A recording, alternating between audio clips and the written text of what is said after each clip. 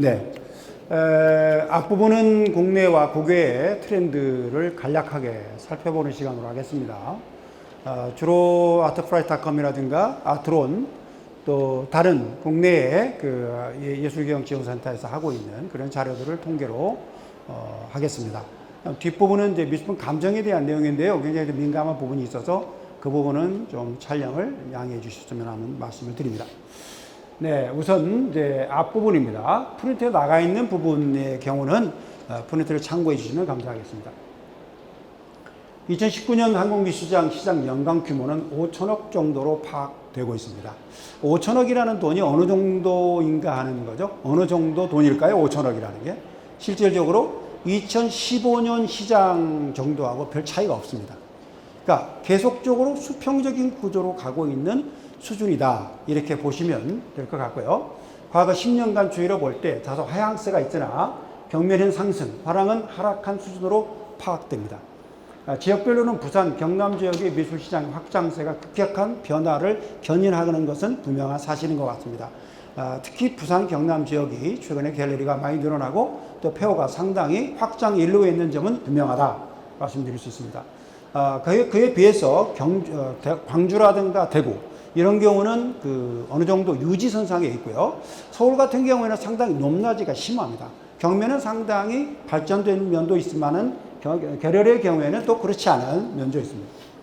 경매에서 상승은 김한기, 이우환 등 고가 작품의 거래와 홍콩 경매 통계가 많은 부분을 차지하고 있습니다. 실제로 경매 통계가 많아 보이지만 그 중에 상당수가 홍콩이 차지하고 있는 사이즈가 있다는 것이죠. 그러니까 명확하게 국내 거래만을 가지고 따졌을 때에는 사실상 그렇게 많은 발전을 했다. 이렇게 보기에는 어려운 점도 있다. 말씀드릴 수 있습니다. 아트페어는 확산 분위기에 비하여 중저가 작품에 대한 애호, 거래세는 완만하게 유지되어 보여지고 있지나 가치 있는 불집 작가들의 작품은 한계가 분명히 드러나고 있다. 왜냐하면 단색화에 대한 어떤 애호의 그 어떤 유행 사조가 어느 정도 한풀 꺾여 있는 상황입니다. 미술관이라든가 학술적인 연구가 제대로 뒷받침되지 못한 상태에서 단색화가 좀 빠르게 꽃을 피는 점이 있었습니다. 이런 재평가가 앞으로는 좀 더 좀 긴 시장의 어떤 미래를 볼 때에 보다 기초적인 연구와 학자들의 어떤 그런 밀도 있는 연구를 통해서 연구 논문이 나와줘야 되고 저술이 나와줘야 되고 포럼을 통해서 전 세계에 있는 많은 어떤 그런 전문가들에게 알려줘야 하는데 그런 것들이 미처 뒷받침되지 못했던 점도 상당히 어려움이 있었다. 단색화가 가지고 있는 어떤理論적 한계를 분명히 드러내는 점이 있었기 때문에 더 이상 뻗어나가지 못하고 있는 점이 있다. 말씀드릴 수 있습니다. 외국 작품들에 대한 선호가 좀 상승한 이유가 있습니다. 이유는 뭐냐면 국내 작가들의 메뉴가 좀 너무 단조롭다는 거죠. 작가들이 나온 작가가 계속 나오고 어떤 실험적 사조가 굉장히 약합니다. 그리고 자신들이 그 10여 년 동안 제작해왔던 작업의 어떤 화풍에 대해서 새로운 도전과 또 내지는 어떤 새로운 실험적 작업에 의한 융복합적인 그런 어떤 경향들이 너무 낮다는 것이죠. 한마디로 말해서 한국 작가들의 작품의 메뉴가 너무 단조롭다. 이렇게 볼 수가 있는 점이 있습니다. 이 점에는 좋은 작가들을 발굴하지 못한 갤러리들도 큰 책임이 있습니다. 사실은 학교에서 이렇게 대학원쯤 학생들을 보면 굉장히 다양한 학생들이 있거든요. 근데 이건 학교에 책임이 있는 거예요. 왜냐하면 많은 학교에서 학생들이 교육할 때에 뮤지엄형 교육을 하지 마켓형 교육을 하지 않아요. 이렇기 때문에 앞으로 학생들이 어떤 생계를 책임질 수 있는 마켓에 대한 것은 일종의 터봇이 되고 지나치게 어떤 비영리 공간에만 집중되어 있는 교육 체계도 문제는 있다. 이렇게 볼 수가 있겠습니다. 금융시장, 부동산 투자의 제한된 분위기 속에서 요즘 금융시장 어렵죠? 그 다음에 부동산도 굉장히 어렵잖아요? 미술품이 대체 투자의 포트폴리오로 인식된 것은 사실입니다. 그렇기 때문에 정말 좋은 작품들의 경우에는 대체 투자의 포트폴리오로서 구성되는 경우가 상당히 있다라는 걸 볼 수 있죠. 아직도 아무리 어려워도 좋은 작가들의 좋은 작품을 항상 선전하게 되어 있습니다. 이런 측면은 불변의 원칙이죠. 고가 작품에만 치우친 거래 구조로서 중저가 시장의 확대가 아직도 많이 요구되고 있다 하는 점입니다. 이게 바마 같은 경우는 중저가 시장이 주를 이루고 있죠. 사실 바마 같은 이런 갤러리 부스가 작년에 비해서 굉장히 늘어나고 한 130개, 40개 정도 늘어나고 또 관람객 수가 아마 내일이나 모레 같은 경우 많이 올 것으로 보여지는데요. 우리나라 미술 시장의 어떤 새로운 어떤 전환점이 될 수 있는 굉장히 중요한 어떤 견인차 역할을 할 수 있다. 이렇게 보여집니다. 보완점은 미술계의 그 다음에 이제 글로벌 작가와 비교할 때 전체적으로 어느 정도 유사한 흐름을 보여주고 있습니다. 글로벌 시장도 요즘 상당히 어려운 상태예요. 우리만 어려운 건 아닙니다. 그런데 지나치게 고가 작품만 치우친 거래 구조로서 중저가 시장이 굉장히 중요하다. 이건 지나치게 극과 극이 너무 지금 벌어져 있다는 것이죠. 그러니까 특히 이제 프랑스 같은 경우를 봐도 파리에 가보시면 몇십 달러짜리 작품들이 거리에서 즐비합니다. 쉽게 살 수가 있거든요. 근데 우리나라의 경우에는 너무 가격 차이가 심하게 벌어져 있는 것이 굉장히 문제가 있다라고 볼 수 있습니다. 미술계에 다양한 작가들이 존재하나 시장에서 취급되는 작가들의 경향이 매우 제한적이다. 여기에는 특히 갤러리들이 조금만 마음을 열고 작가들을 좀 발굴해 나가는 노력을 하는 것이 굉장히 중요하다고 말씀드릴 수 있습니다. 작가들의 경우도 마음을 열고 정말 시장에 뛰어들 수 있는 어떤 가능성이라고 하는 것이 평생 있는 건 아니거든요. 정말 몇 번에밖에 기회가 없어요. 근데 그런 기회를 포착하고 자기 자신들이 포트폴리오를 만들어서 적극적으로 대시하는 그런 노력이 굉장히 중요하다. 상당히 재질이 있고 좋은 창의력을 가진 학생들이 현장에 부딪히면서 작가로서 가는 길을 포기하는 경우를 너무 많이 봤습니다. 이런 것들이 그래서 이제 저희 같은 경우에는 대학 학부에 예술 경영 트랙이라는 트랙을 만들었어요. 전공 하나를. 그래서 실기 전공 학생들이 아트 마켓에 대해서 강의를 들을 수 있도록 과목을 열어놓은 거죠. 근데 각 대학마다 그런 노력이 굉장히 필요하다는 것을 강조하고 싶습니다.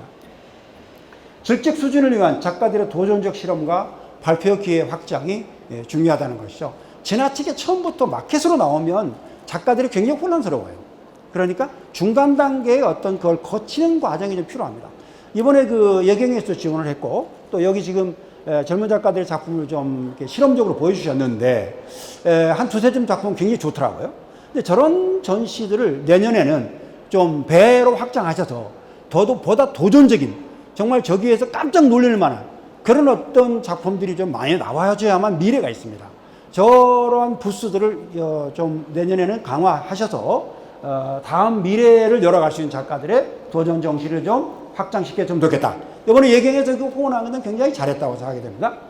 컬렉터, 애호가를 위한 교육기회 확대. 이번에 지금 아마 바마가 우리나라 아트페어 역사상 가장 강좌를 재미있게 짠 아트페어 중에 하나입니다. 박수 한번 쳐주세요. 네.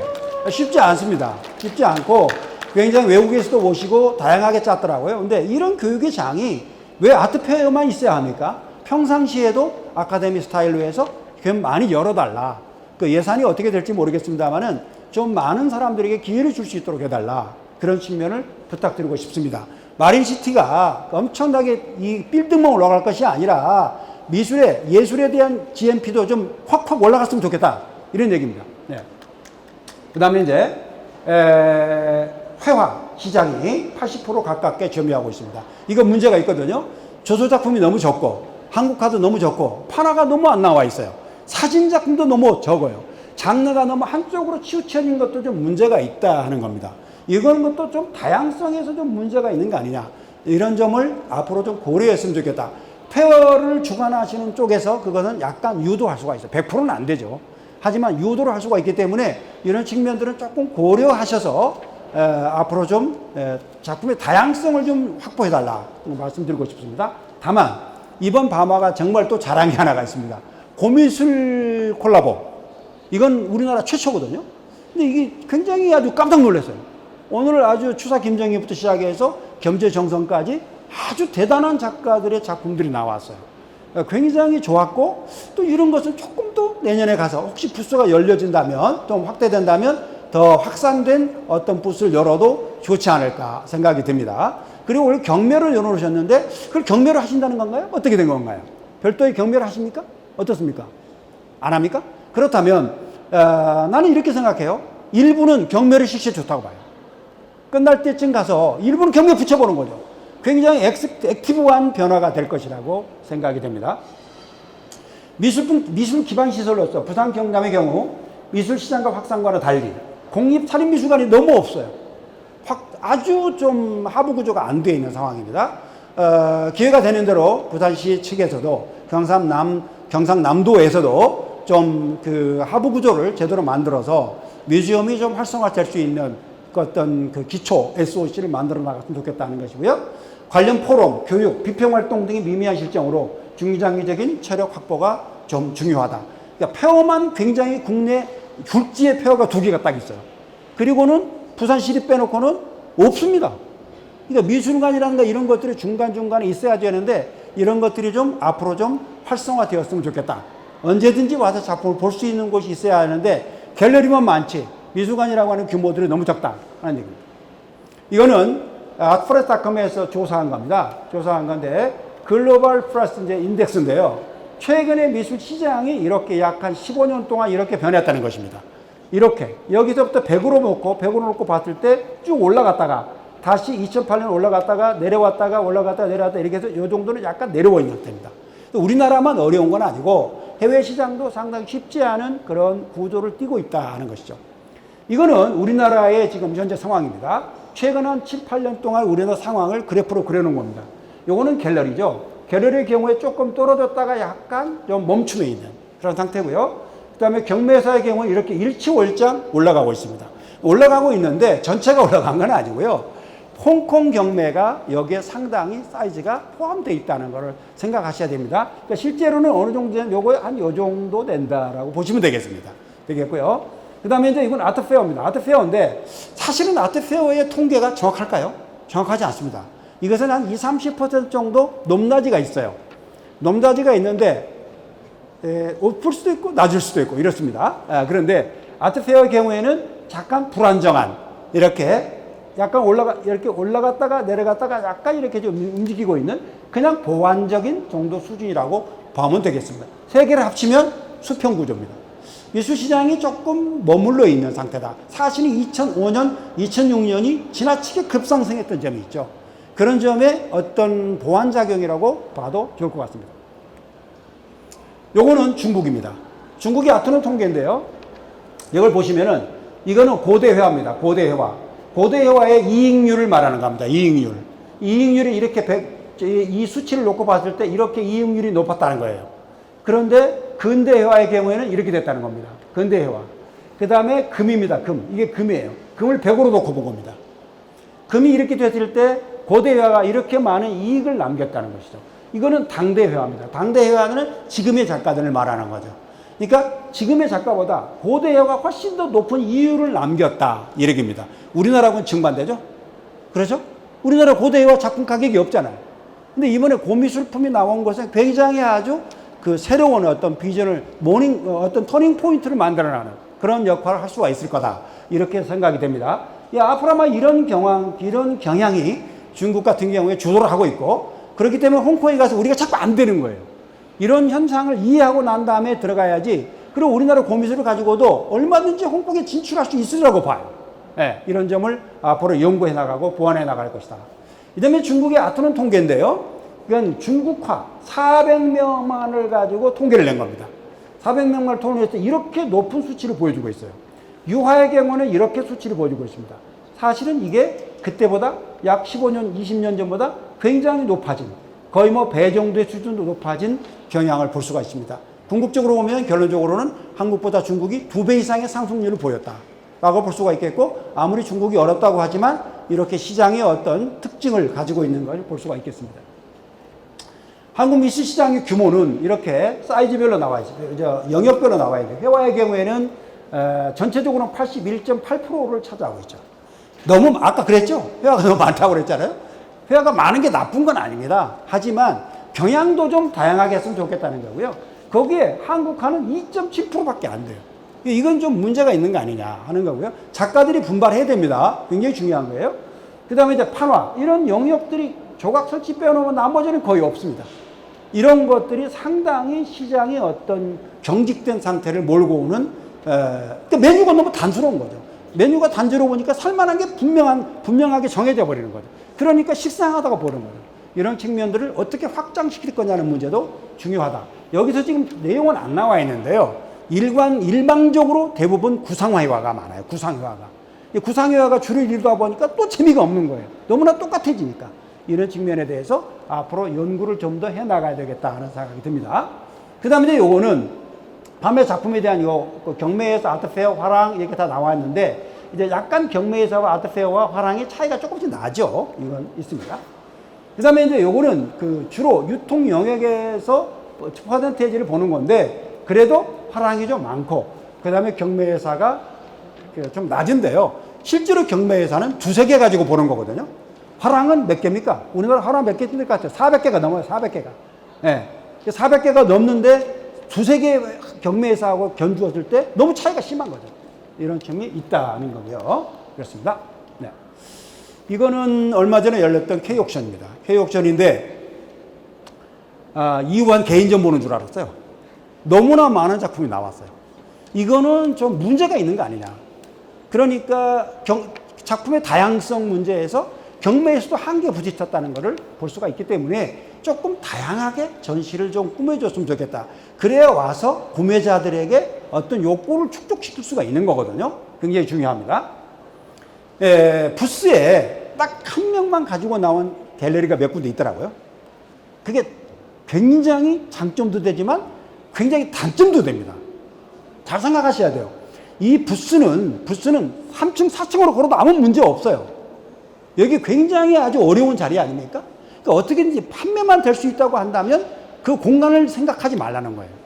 그런 거고, 개인 작품을 가지고 나왔을 때 대성공을 할 수도 있지만 둘 중에 하나야. 높낮이가 커요, 그거는. 그러니까 성공과 실패 확률이 굉장히 강한 거죠. 이런 측면이 있어요. 근데 여러 작가의 작품을 잘 비교를 해서 놨을 때 오는 장점도 있는 겁니다. 그러니까 여러 가지를 잘 판단하셔서 페어에 나올 때 좀 유념했으면 좋겠다는 거고요. K옥션에도 고미술이 꽤 나왔는데, 이번에 고미술들이 굉장히 눈에 띄는 작품들이 많았어요. 많았는데 가격대는 여전히 낮은 가격이었습니다. 상대적으로 현대미술에 비해서 아직 너무 낮다 하는 걸 볼 수가 있겠고요.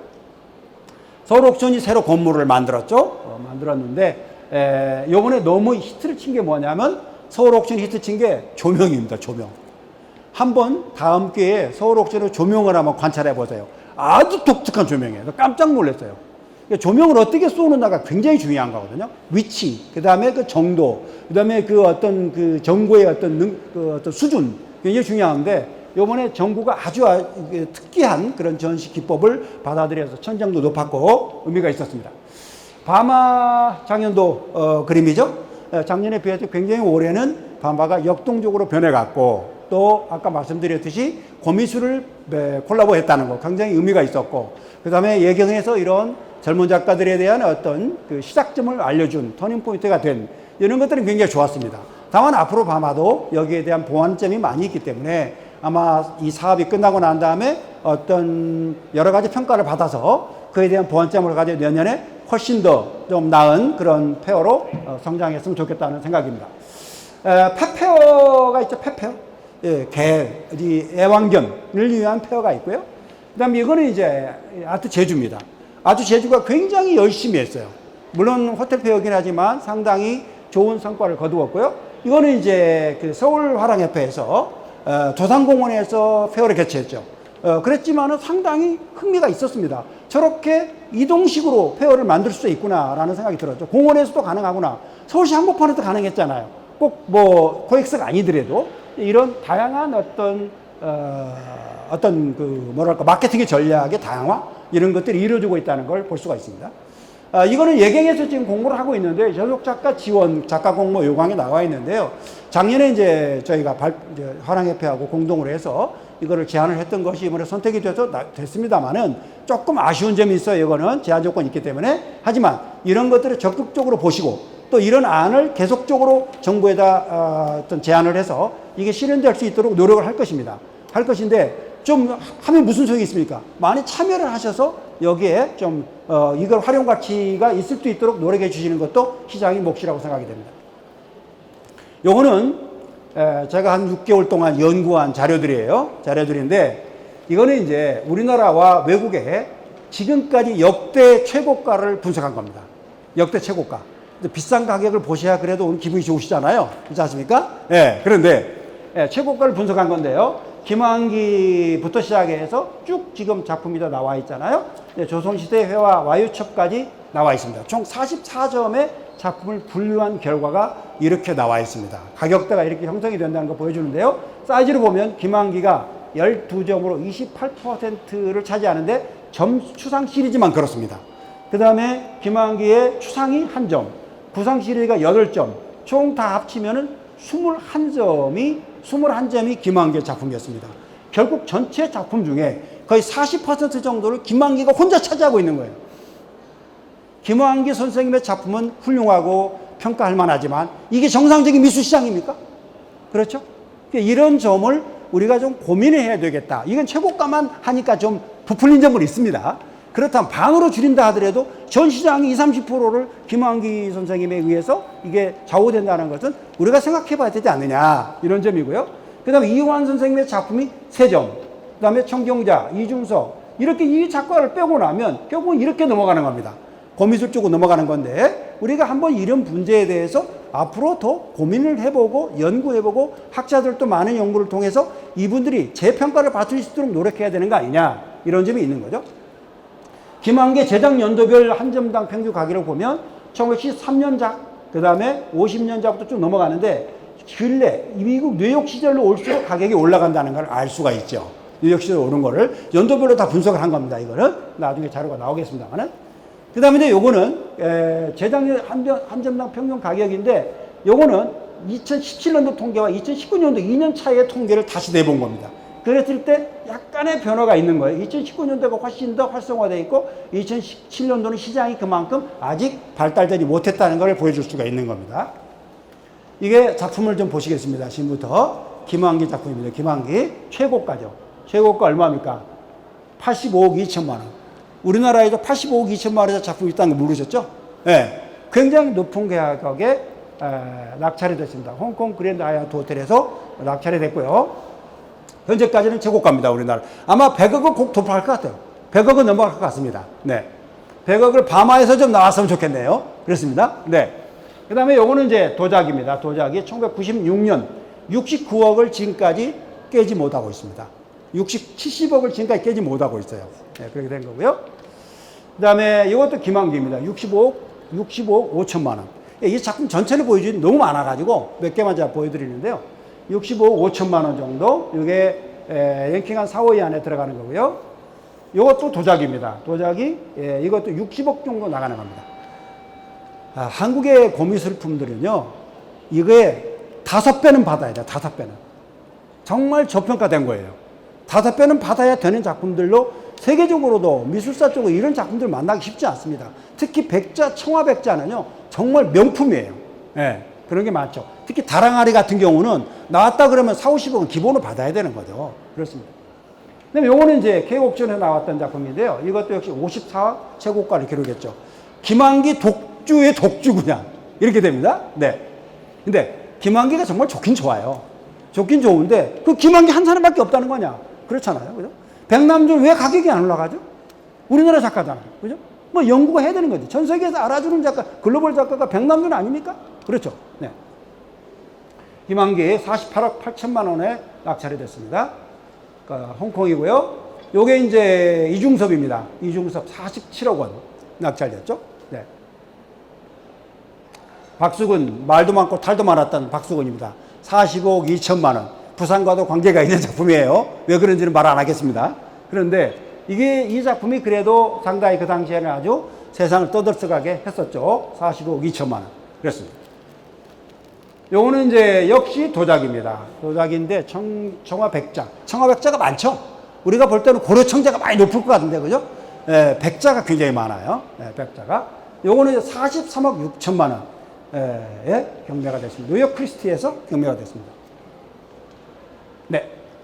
요거는 이제 김한기의 다시 또, 그 항해가 시, 구상 시리즈의 작품이죠. 39억 정도가 나갔습니다. 네. 네, 역시 김한기고요. 네, 38억 나갔습니다. 이게 조금 시간이 됐죠. 이게 지금 몇 년도예요? 이게 낙찰 연도가 2010년이네요. 2010년인데 이게 35억 6천만 원. 조금 아까워요. 이게 사실은 50억, 60억은 나갔어야 하는 작품이거든요. 그때 좀 경기가 안 좋았어요. 네, 그렇습니다. 요게 이제 불화죠. 35억 2천만 원. 35억 2천만 원. 불화가 그렇게 나갔죠. 2015년입니다. 요거는 이제 태호 선생 이제 그 첩인데요. 이게 1,000원짜리 들어가 있죠? 1,000원짜리. 1,000원짜리 보셨어요? 1,000원에 들어가 있는 그림이죠. 이 작품이 문화재였는데 지금 이게 나간 게 34억에 나갔어요. 너무 적죠? 너무 적습니다. 네.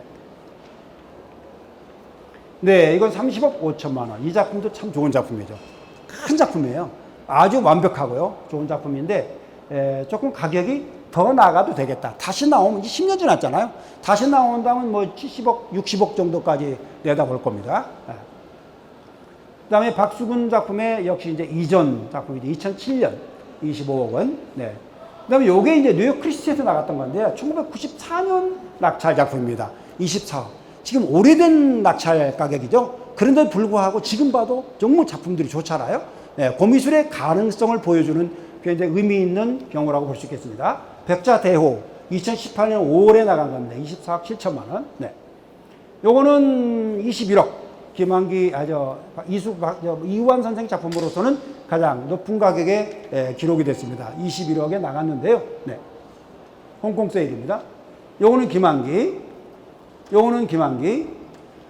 요거는 이제 우리 고미술 중에 이제 철조, 석가, 열애좌상 이게 나갔는데 20억에 판매가 됐죠. 사실은 좀 이런 평가가 아직은 좀 너무 낮다라고 말씀드릴 수 있겠습니다. 박수근이고요. 네, 청경전 선생님이 이게 두 번에, 처음에는 15억에 나갔다가 나중에 20억으로 나갔죠. 이 두 번이가 나온 작품인데요. 20억 원에 마지막 낙찰이 됐습니다. 2018년도네요. 이전에도 한번 나왔던 작품이죠. 청경전 선생님 작품 중에는 가장 고가에 낙찰이 됐습니다. 김한기, 이우환, 백자. 네, 이렇게 해서 한국미술품의 랭킹을 제가 반으로 잘라서 보여드렸는데 총 40점인데 20점 정도 보여드렸거든요. 어때요? 총체적인 종합적인 의견은 어떻습니까? 결국에는 얼마만큼 한국적인 정체성을 지니고 있냐에 귀결되고 있습니다. 마지막에 가서는. 그러니까 그런 측면에 대한 어떤 작가들의 연구, 내지는 어떤 학자들의 어떤 연구가 굉장히 필요하다는 것을 말씀드릴 수가 있겠습니다. 아무튼 그리고 좀 지나치게 메뉴가 다양화돼야 되는데 너무 단순화되어 있다 하는 거. 작가 수가 너무 적고 한정되어 있다는 점에 대해서 우리가 더 분발해야 되겠다. 이런 생각이 듭니다. 그 다음 글로벌 아트 마켓 잠깐 보도록 하겠습니다. 작가별 작품 수 통계입니다. 요거는 피카소가 가장 많습니다.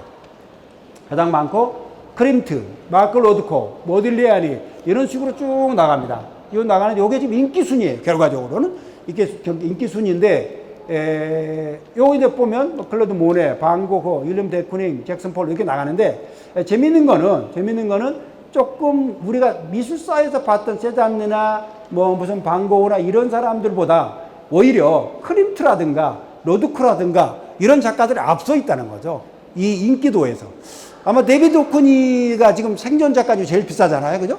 근데 데비드 오코니의 작품도 아마 여기에 상당히 뒤에 이제 작품이 나오는데요. 상당히 높은 가격에 랭크가 될 것으로 보여집니다. 여기까지 나와 있지 않습니다만 아직까지는 그렇습니다. 아까 보여드린 도표입니다. 이게 우리가 1998년에서 20년 사이입니다. 20년 사이에 이렇게 변했다는 것이죠. 이건 아트프라이닷컴에 들어가시면 다 볼 수가 있습니다. 네. 요거는 이제 그 두 가지의 개념인데요. 전체 글로벌 파인 아트, 순수 미술만을 봤을 때 어떻게 변했는지하는 걸 보여주는 건데요. 뭐 참고만 보시고요. 요거는 나라인데 미국이 작년에 38%, 중국이 29%, 영국이 18%, 프랑스가 4% 이렇게 됩니다. 나머지는 0.5%, 3% 이거밖에 안 됩니다. 승자 독식주의죠. 그러니까 세계 현대미술에서 세계 현대미술에서 마켓을 아는 나라는 10나라도 안 됩니다.